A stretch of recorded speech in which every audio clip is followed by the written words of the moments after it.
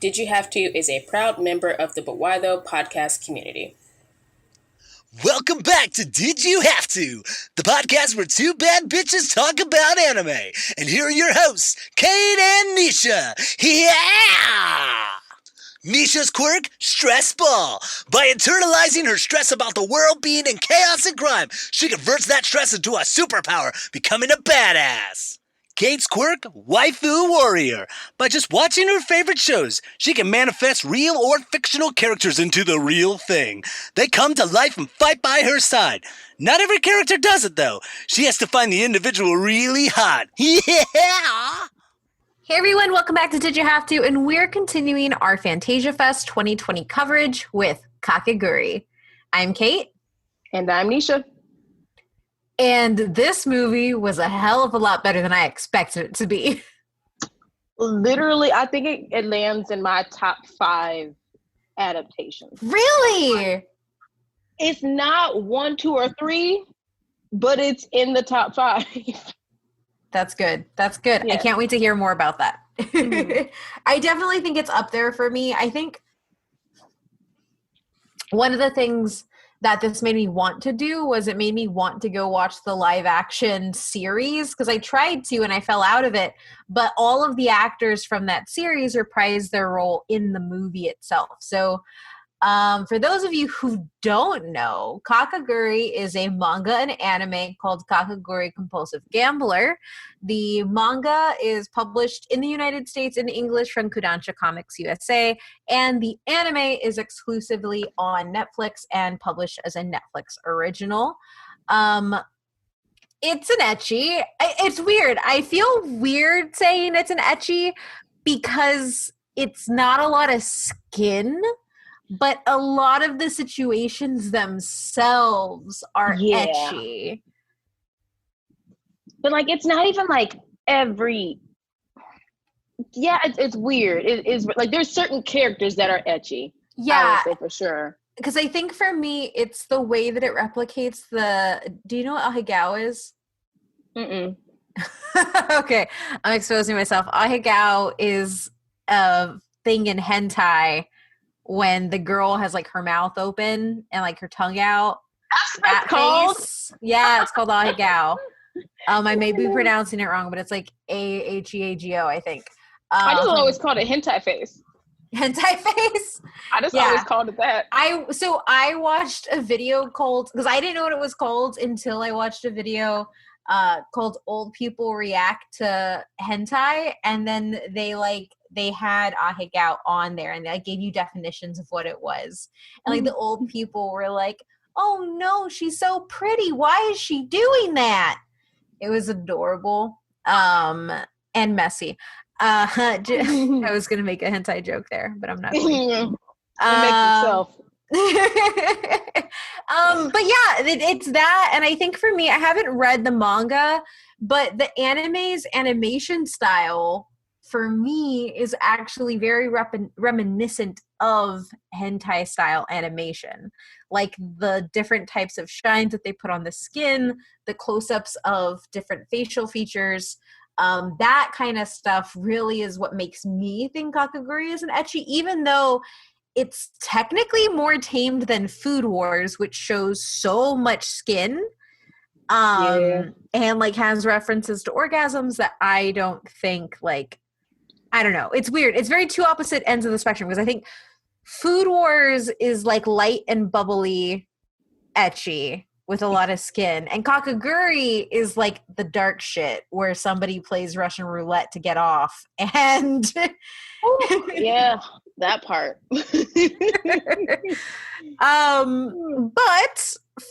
So Nisha, have you watched Kakegurui? Yes, I've only watched the anime, both seasons.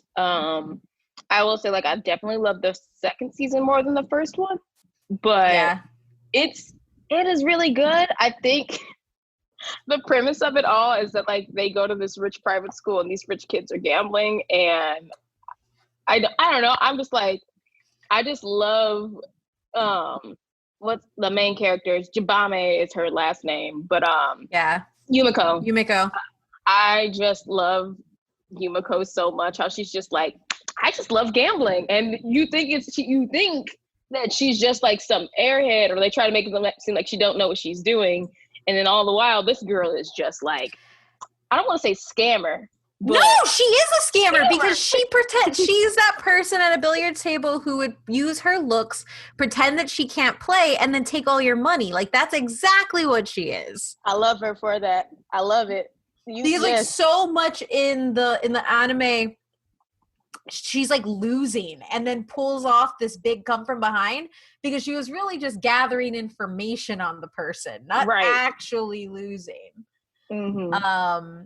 Now, is she reckless? Yes.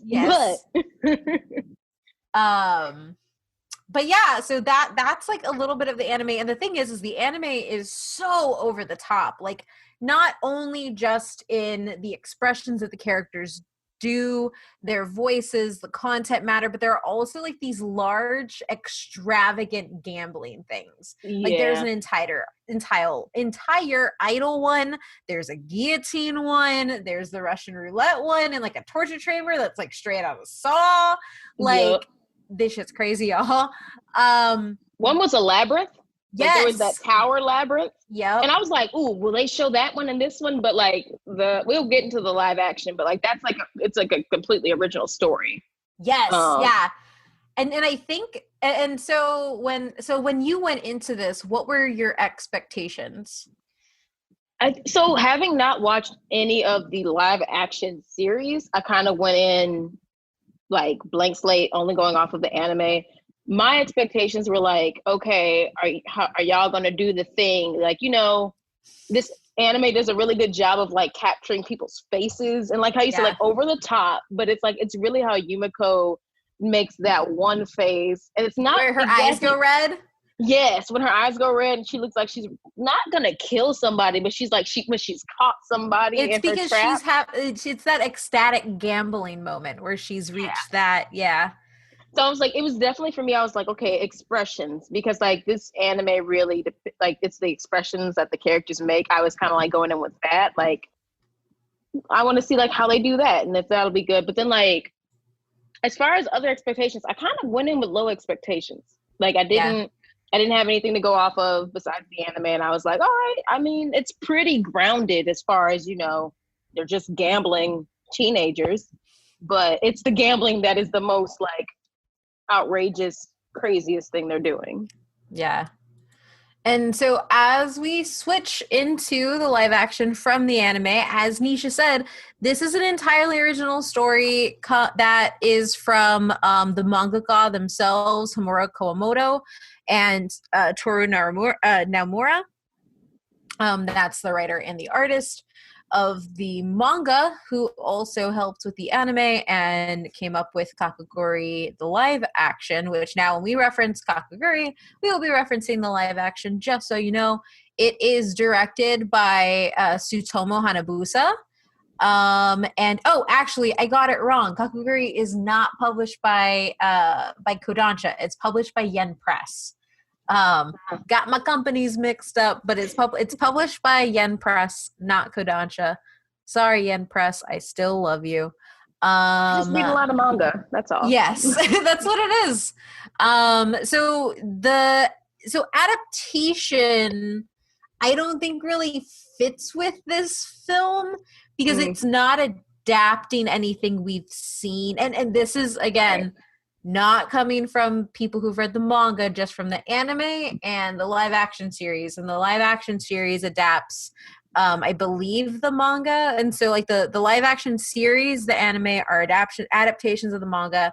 And then this exists as something that like takes place after both. So as you're watching the live action, there are a lot of scenes that are shot that are from the live action series, which are things that happened in the anime. So like when they all go into that giant gambling tournament, the guy with the little flower was the annoying dude. And so it's a continuation of the story that you already know. So I think that it's really accessible for fans of the anime. Who have watched the first two seasons are looking for something else. But while it references those back pieces, this film takes on something completely different. So it goes with the existing live action Kakegurui canon. So like Nisha said, Kakegurui takes place at Hayakoa Private Academy, where gambling determines the school's hierarchy. Those who lose all their money wind up in debt are called doggies or dogs. For the other students, this could really turn into a hentai very fast if they wanted it to. I'm sure there's some doujin out there that has. And those with the most money run the school, making up effectively the student council. And the student council, you can see it as illustrious or you can see it as infamous. We get to see people who desperately want to be back on it, and then we get to see people who want to dismantle it, not only in the series, but in this movie too. Our main character is Yumikujambani. She's played by Minami Hamambe, who is the same actress who plays her in the live-action series. She is a transfer student who is in constant search of the ecstasy that gambling provides. This has led her to challenge the student council and beat all of those who crossed her path. We get this really cool montage at the beginning of the movie where you kind of get to see her taking down different student council heads up to the point where we're at. So it's a really good refresher to understand why the student council doesn't like her.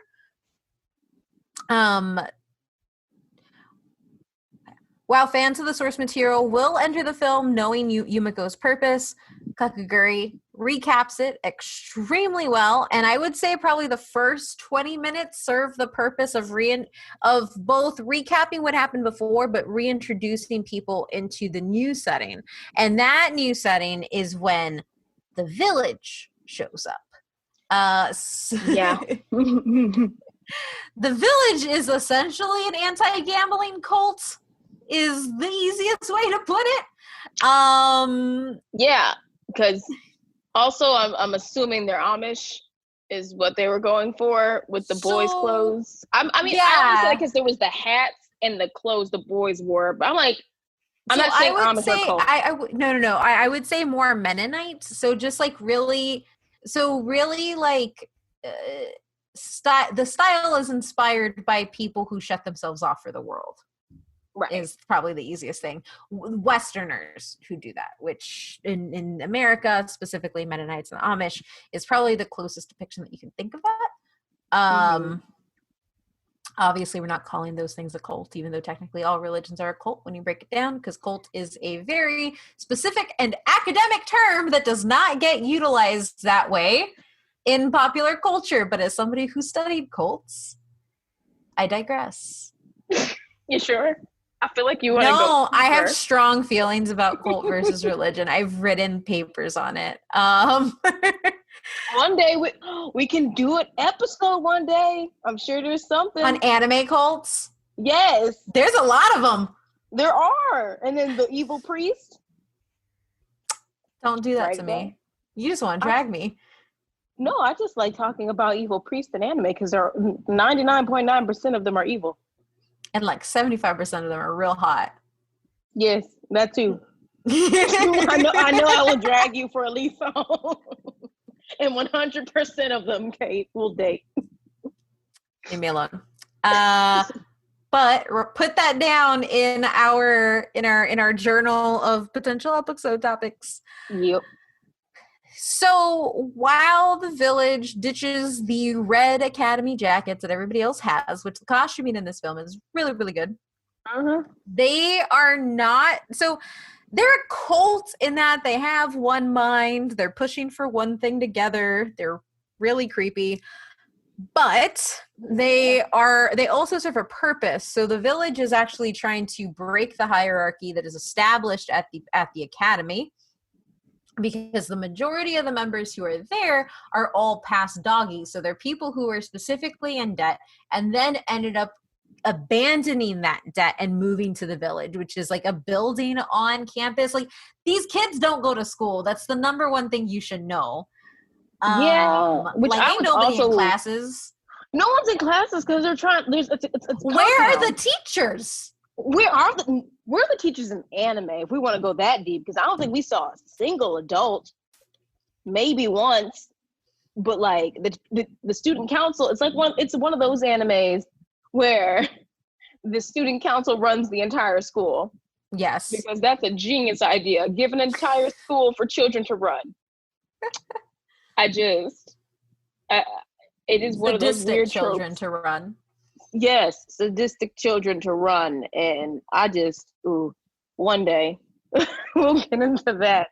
But yeah. Anime, where are the adults? Another episode. I'll write that one down. But continue. So the village itself exists to bring equality to the academy. That said, Arukibuju,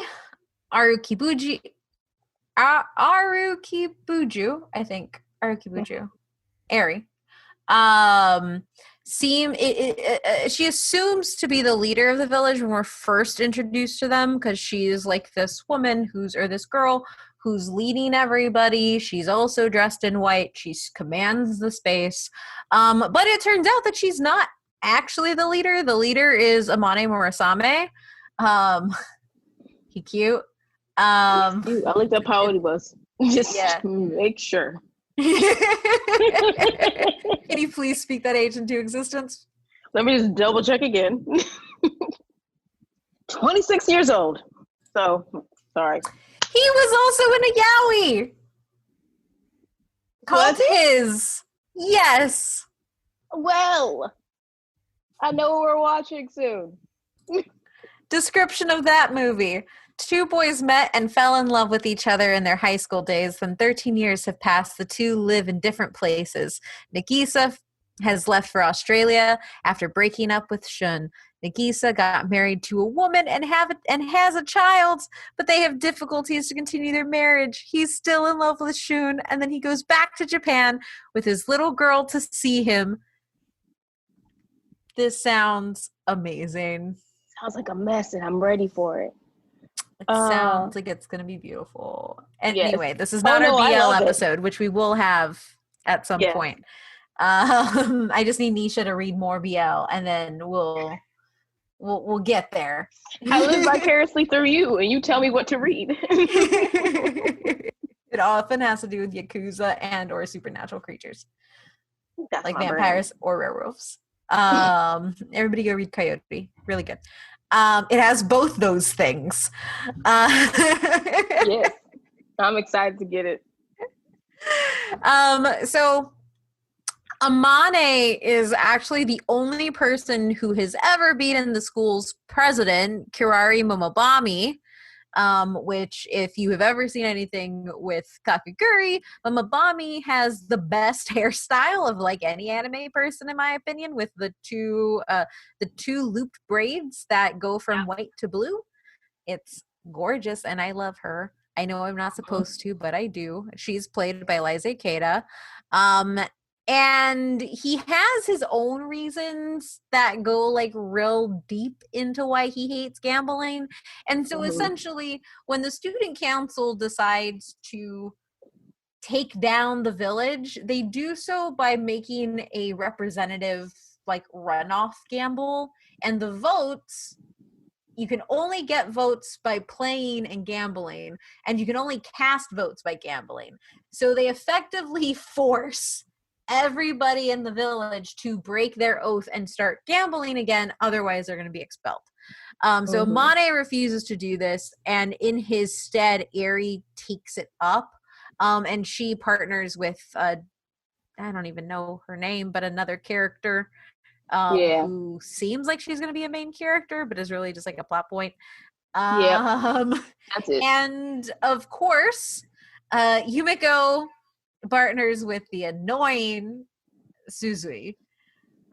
I hate that child. He's so much more annoying in this than he is in the anime. Because in the anime, he's not trying to change her. He at least like a voice up like, you really want to gamble 300 million yen right now? Okay, sure. But like, he not praying and like, please save Yumiko from gambling. Please, like he's not doing that annoying crap. Mm-mm. I just did not like him in this. Yeah, and I think it's also hard because he's like his actor is just not as good as an actor as the actress who plays Yumiko, because Yumiko's character doesn't talk that much, but she acts with her face so well, while Suzui is like annoyingly loud and doesn't shut up, and it's just not that great. I really like, if we could have reversed some things here. The guy Amane, the actor who played the village leader, I wish he had switched places with him. But then why would that? But the village leader he doesn't has talk. To be, but he doesn't even talk. Oh, okay. Because he doesn't talk that much, and that's it. That's like fair. If we just wanted someone quiet, not to say much, I would have made him be quiet and not say much, and I would have much preferred him to stand next to her the whole movie. That's fair. Yeah. Okay, fine. I digress also. I'll take that. And then essentially everybody ends up doing these different gambles. I think there are only 2 main gambling stages to whittle it down to become the school representatives. That's Kakegurui. So what did you think live action wise? Like, did you feel like this hit the anime's like heart and soul, or did you think that it was a little too detached? I felt like it hit the core elements of it for me, like, and I think what sells it for me is like the costuming. Yumiko, like, it was, for me, it all depended on like how Yumiko's actress was with, like you said, like, she doesn't say a lot, but it is how like she acts and like with like her facial reactions for me, and that's what made it for me. I feel like that's a big part of the core, like her doing the whole bubbly, like, yes, let's play, and then like her being like, so like people not suspecting her of anything, and then she just comes in with like a dagger and like figuratively, not literally, of like twisting and winning people, and like her whole thing of like, to first beat your enemies, you must betray your friends, like that kind of stuff, like those kind of lines that like, I think that kept like the core for me. Besides that, I mean, I really think like it didn't feel too detached, but it did give an original story with it. So like, if I'm just looking at the original story, I still feel like it could have fit into the source material just as well. What about you? That's a really good point. I think Yumiko is definitely the best part of the movie when it comes to adapting a character. That actress is phenomenal in the fact of how she can command a room really silently. And then also, you're right, when she flips on that, like on a dime to become crazy, it's real good. I think the other thing for me that worked out really well is that it was able to maintain the stakes of gambling without all of the contraptions. Like, the 2 gambles that we see is a rock, paper, scissors thing where they collect cards. And the second one is essentially like war. They're playing war, right? Because war, they're playing war essentially with 7 cards each or 8 cards each.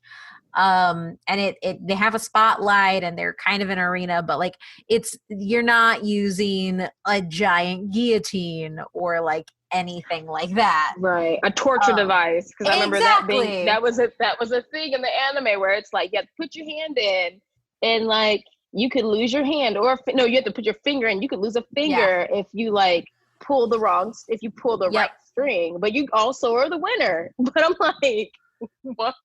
Yeah. And so that's the thing that like, I was really surprised by how well it was able to pull off the gambles without the dependency on the shock value that the anime has.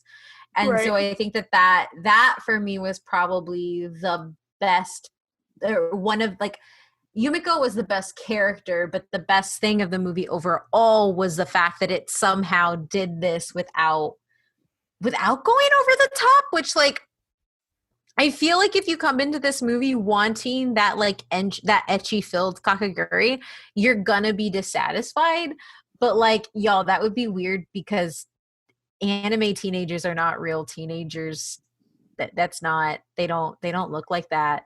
And it gets real weird real quick, which is why Nisha looked up that man's age. Yep. So Immediately. so like I'm happy it didn't go super ecchi. Like very happy. So I think if you don't go in with that, but you're looking for something that like, okay, what would Kakegurui be like if it came to life? I think you get that here. Agree. Like I think it does do a good job of just being that. Like it's like if you see Kakegurui coming to life like if this was a real, if this anime existed in the real world, I would feel like, oh yeah, this is definitely the world of Kakegurui. It doesn't feel like, it's not like, like JoJo. Yeah. Like I could think of like going to the Kakegurui and like, yeah, this could totally be happening at some crazy school. But like with JoJo, I'm like, yeah, no, none of this is real. No, yeah. Yeah. And I think a part of that has to do with the costuming of the characters and the characters in general. So I thought it was really well done. I thought the costuming was well done. The hair was well done. Like all of the characters looked like themselves. I mean, obviously minus some of the hair coloring, but it was really good. I thought Mama Bonnie looked phenomenal live action. Like her wig was good.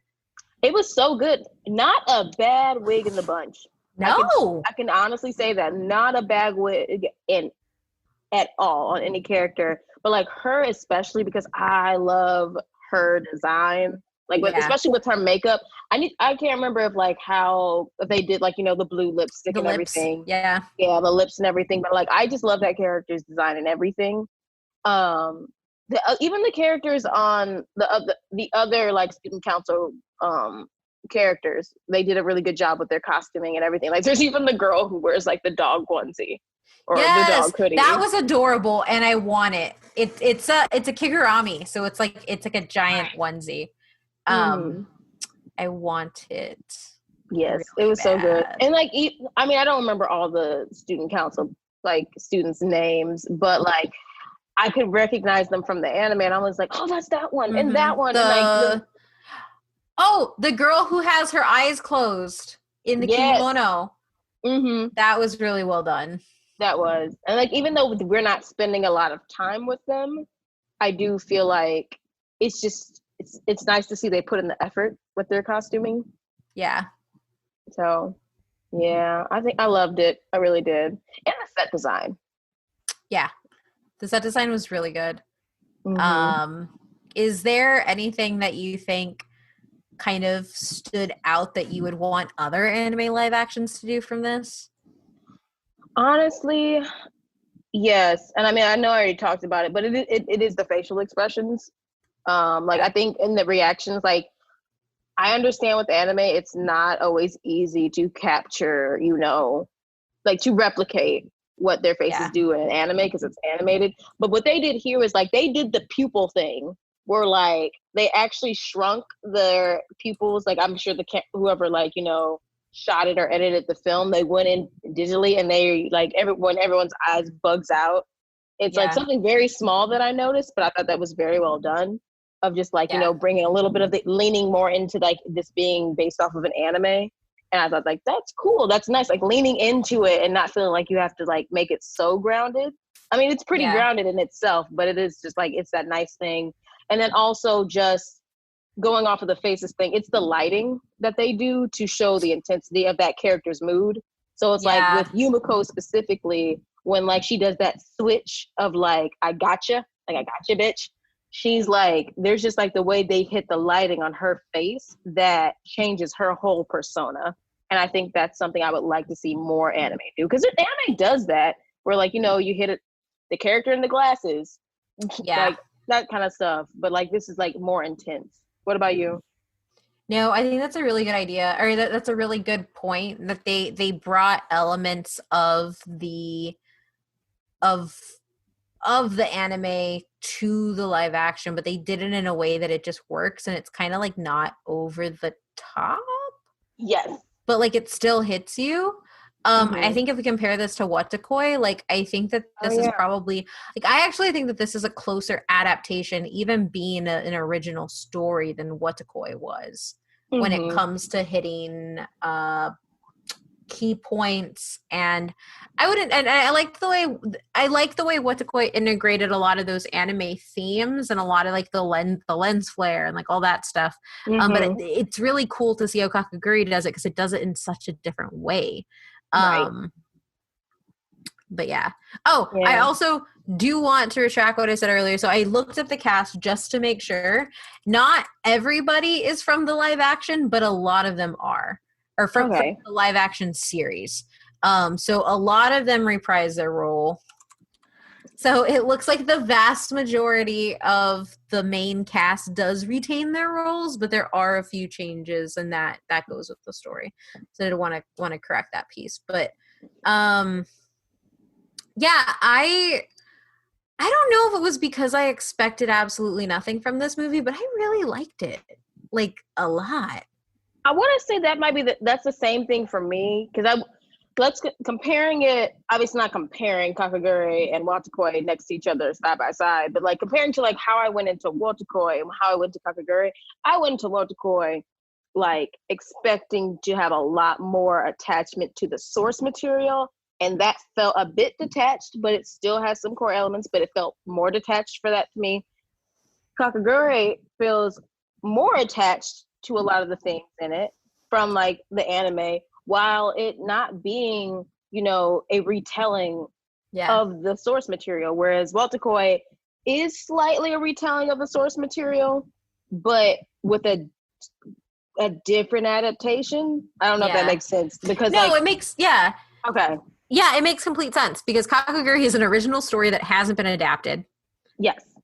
But yet you feel exactly like this is Kakegurui. You don't think about it being something else. Whereas Wotakoi is adapting the source material, like the actual story, but they do so many different things that it's like, is this Wotakoi? Yes. Like part of it's Wotakoi and another part you're just like, I don't Why are they in a love quadrangle? The love quadrangle. I can't. Oh, we already went down this once. But yeah, no. I think that's and I can use that example because like now that we've watched both for Fantasia Fest, I feel like, these are two examples of adaptations where, you have one that is retelling the story from the source material, and then you have one that's like, this is just a story that fits into the source material really well. And it feels like it's a part of the franchise without it feeling forced. Yeah. Well, I guess, how do you want to end this? Like, what are your final thoughts on Kakegurui? So final thoughts, I want another one. I want another movie. Yeah. Like it kind of bothers me that it takes place after season 2, because there's a lot of stuff in season 2 that I would love to see adapted, especially there's a bunch of games in season 2 that could be a movie in itself, like that Tower Labyrinth one. Could totally be a game in itself. But having it been made afterwards, I think I would look forward to seeing more original Kakegurui movies if they're going to make more of them. But yeah, that's my final thoughts. Like it's good. I mean, I feel bad saying this, but like not bad. I went in with no expectations and it really surprised me. So I mean, like that's it. That's my final thoughts. Like I went in with no expectations, knowing I like the anime, and then I came out of it like, this is good. Pleasantly surprised at how good I like this. Same. Because I feel like I only sometimes am into what Kakegurui is. Like I have to be in a specific mood. So I had actually put off watching the Kakegurui screener because I was just kind of like, I'd watch a little bit of an episode of the live action series. And I was like, I don't know about this. And so I had like super low expectations. And then I sat down to watch and I was like, oh, this is good. This is actually a really good live action. Right. I do have to ask you, what are your top 5 adaptations? Because you brought that up. Lupin the Third, the one that one. I guess, of course, no one's surprised by that one. Oh dang! I feel like I need to look up our show list to like actually do it. But like Lupin the Third, second one, Tokyo Ghoul. Erased. And then we haven't done that one yet. But that's my top favorite one. Yes. No, that's good. We have to do that one now. Yeah, we have to do that. That's a series though. We've been planning on like, do we like watch it all or do we like chop it up? But yeah, Erased. And then fourth one, Orange. And now this one. Now Kakegurui. So I would put it in 5th. Something could knock it down. I'm going to say right now, since I have now called myself a One Piece stan, that One Piece live action could do it. That Cowboy Bebop starring John Cho could do it. So we shall see. That's cool. Yeah. But what about you? Do you have your top 5? I'm actually... Okay. I ain't got this.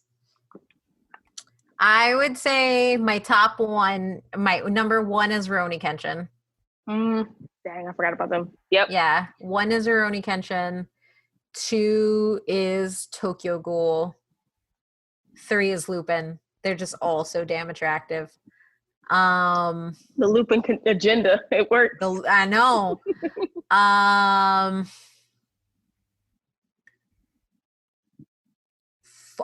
gonna put Bleach at 4. I really liked that Bleach adaptation. Dang, minus the actor they got for Chad. No, well, Chad. Chad is fine, I guess, but no, it's okay. That didn't bother me as much because he visually at least looked like him. Byakuya Kuchiki bugged me because that man was not manly enough to be Byakuya. But outside of that one I thought was an amazing blend of CG and live action effects and everything like that, and then Orange for 5.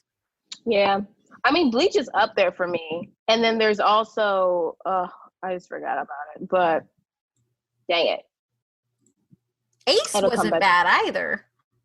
Oh no, it wasn't. There's a lot of them. We'll do a recap. We'll do a recap for episode 50. We'll get drunk. We'll make a drinking game, and we'll do a recap. Start sending in your questions now. Just pull up our episodes.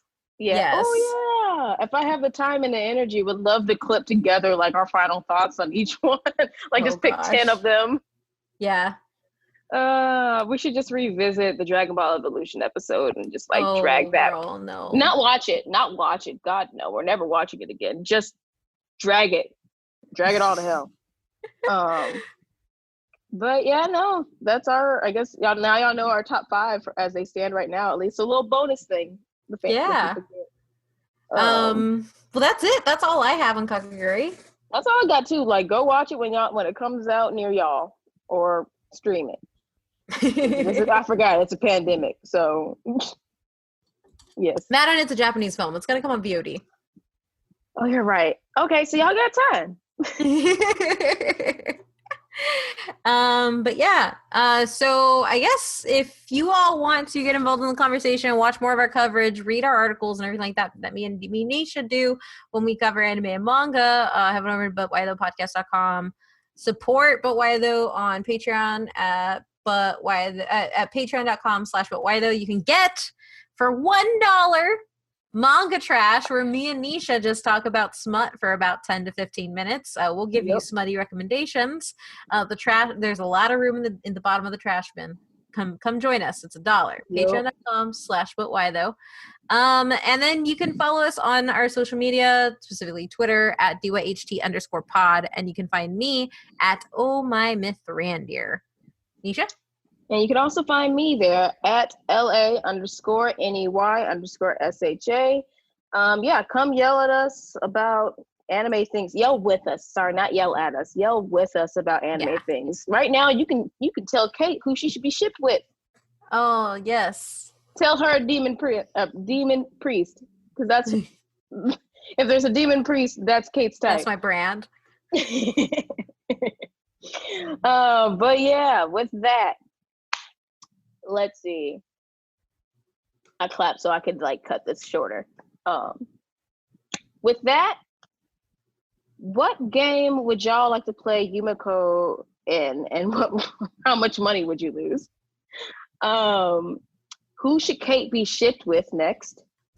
And it's Hisoka. Everyone knows it's Hisoka. Oh my god. And lastly, will I get Kate to watch One Piece? Find out next time on Did You Have To? Did You Have To is co-produced by Kate Sanchez and Lanisha Campbell. Our intro is done by Dr. Emery Stephen Daniel. And our outro and intro music is by Benjamin Tissot, aka Ben Sound.